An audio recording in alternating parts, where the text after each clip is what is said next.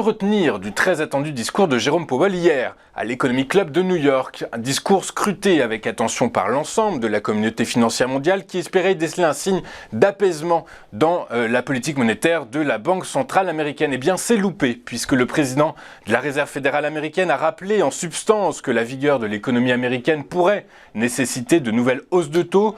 Douche froide pour les marchés financiers qui ont cependant occulté une petite phrase qui aurait pu leur donner du baume au cœur.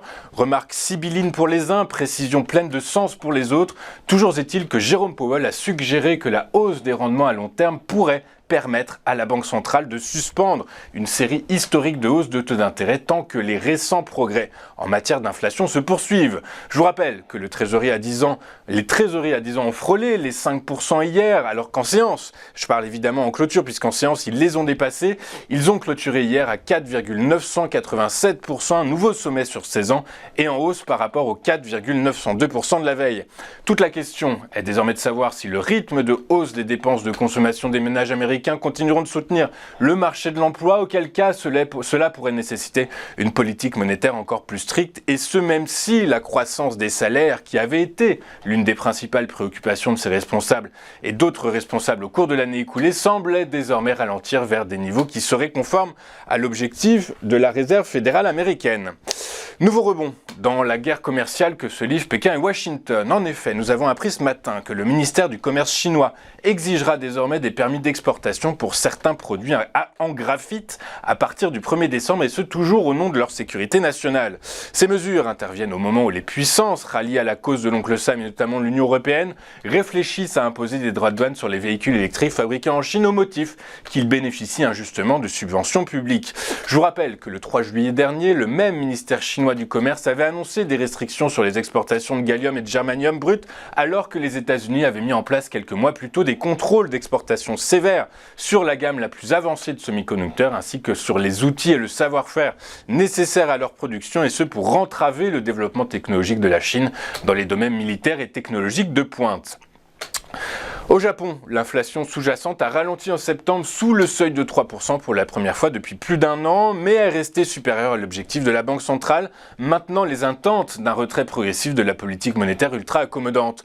La hausse des prix a notamment été contenue par la baisse du prix des factures de gaz et d'électricité sous l'effet de subventions du gouvernement japonais. Ainsi, l'indice national des prix à la consommation, qui exclut les coûts volatiles des produits alimentaires frais, a augmenté de 2,8% en septembre par rapport à l'année précédente selon les données gouvernementales publiées ce matin. Il a diminué par rapport aux 3,1% d'août.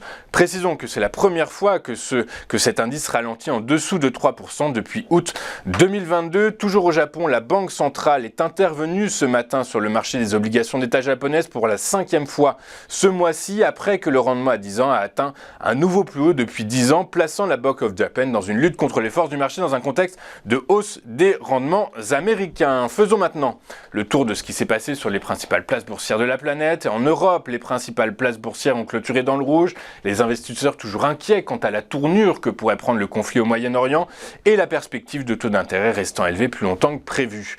À Paris, le CAC 40 a fini en baisse de 0,64% à 6 921 points, le DAX a cédé lui 0,33% à 15 045 points, enfin à Londres, le FTSE a cédé 1,07% à 7 499 points, bien aidé en cela par le profit warning de Rentokil qui a perdu plus de 18% hier. Aux États-Unis, minés par la perspective de nouvelles hausses de taux, les investisseurs ont continué de retirer leurs avoirs des marchés financiers. Le Dow Jones a reculé de 0,75% à 33 414 points.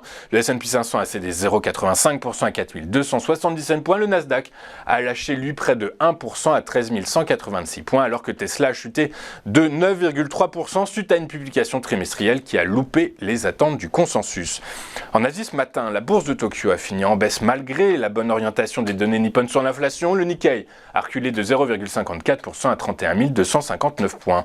Alors que le SBF 120 a reculé de 0,71%, Pernod Ricard a surperformé son indice avec un gain de 4,76% à 166,15 €. L'action du groupe a été boostée par des guidance qui ont plu aux investisseurs. À l'inverse, Technip Energies a reculé de 13,75% à 19,50 € après qu'un article paru dans la presse française mentionne sa participation dans un méga projet gazier russe malgré les sanctions internationales.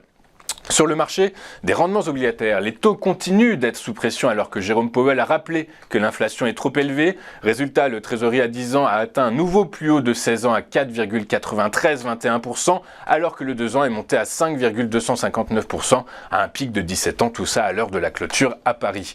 En zone euro, les rendements du Bund à 10 ans et à 2 ans ont suivi la même tendance pour finir en hausse respectivement à 2,925% et 3,261%. Sur le marché du pétrole, les cours ont poursuivi leur ascension hier, les opérateurs préférant se focaliser sur le risque d'escalade des tensions au Moyen-Orient plutôt que sur une possible augmentation des exportations vénézuéliennes. Le prix du baril de Brent de la mer du Nord pour livraison en décembre a progressé de 0,96% pour clôturer à 92,38€ le baril. Quant à celui de West Texas Intermediate avec échéance novembre, il a lui pris 1,18% à 89,37$. Nous allons marquer une toute première pause dans cette édition du 20 octobre et juste après nous retrouverons Antoine Quesada qui va commenter pour nous l'ouverture de la séance à Paris, une séance attendue en baisse. A tout de suite sur Téléfinance.